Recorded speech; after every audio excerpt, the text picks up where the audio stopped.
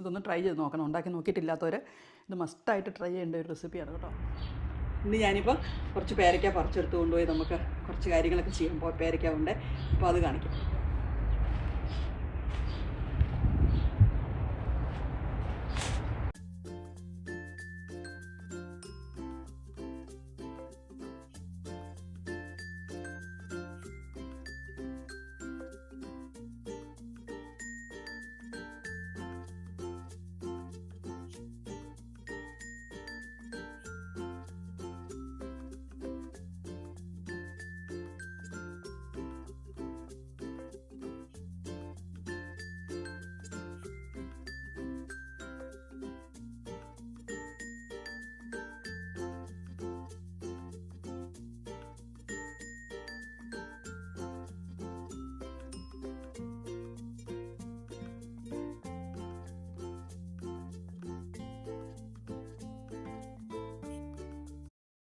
അപ്പോൾ നമ്മൾ പേരയ്ക്ക കൊണ്ടൊരു അടിപൊളി വിഭവം ഉണ്ടാക്കാൻ പോവുകയാണ് കേട്ടോ. നല്ല ടേസ്റ്റി ആയിട്ടുള്ളൊരു കാര്യമാണ് ഉണ്ടാക്കാൻ പോകുന്നത്. നമുക്ക് എന്താണെന്ന് നോക്കാം. നമസ്കാരം, പുതിയൊരു വീഡിയോയിലേക്ക് എല്ലാവർക്കും സ്വാഗതം. നന്നായിട്ട് പഴുക്കാത്തതാണ് നല്ലത് കേട്ടോ ഇങ്ങനെ ഉണ്ടാക്കാൻ വേണ്ടി. ഒത്തിരി പഴുത്തു പോയെങ്കിൽ അതിന് മധുരച്ചവ് വരും, ആ പഴുത്തിൻ്റെ ചവ് വരുമല്ലോ.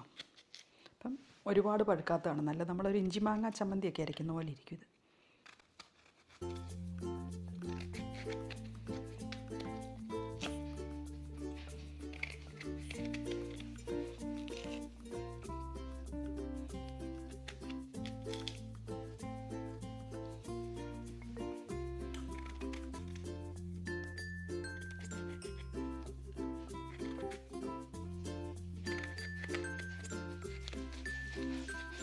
പോയി വെള്ളം കുടിക്കും മോളി.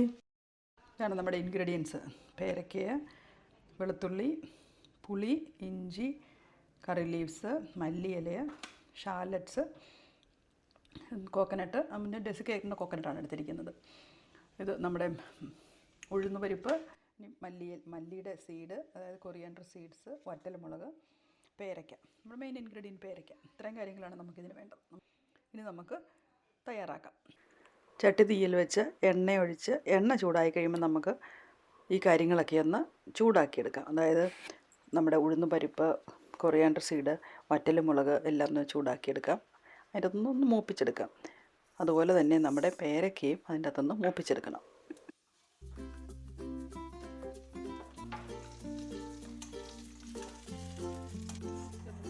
നമുക്ക് കോരിയെടുക്കാം.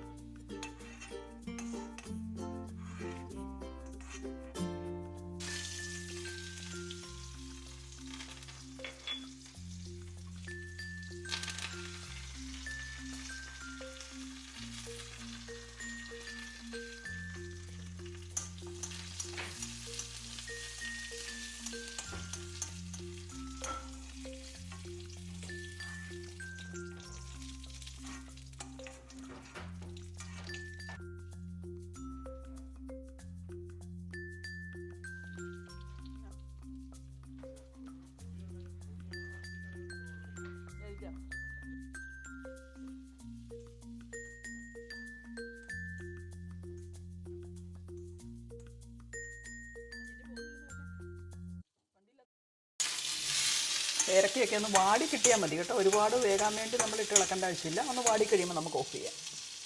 നമുക്കിതിനെ അരച്ചെടുക്കാം.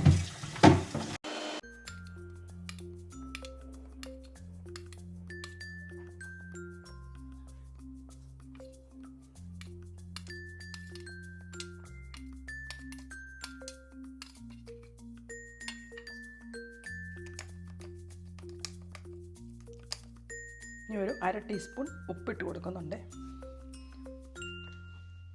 ഒന്നും കൂടെ അരച്ചെടുക്കാം.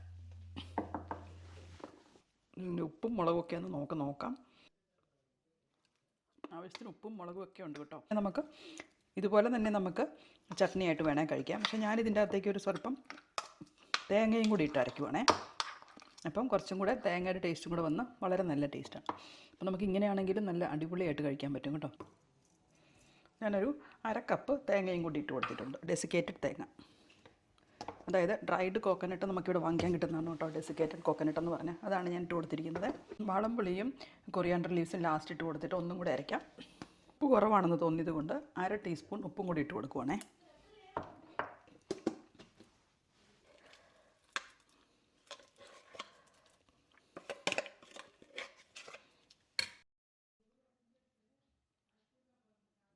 ഇത് സൂപ്പർ റെസിപ്പിയാണ് കേട്ടോ, എല്ലാവരും ഒന്ന് ട്രൈ ചെയ്ത് നോക്കണേ. സൂപ്പറാണ്.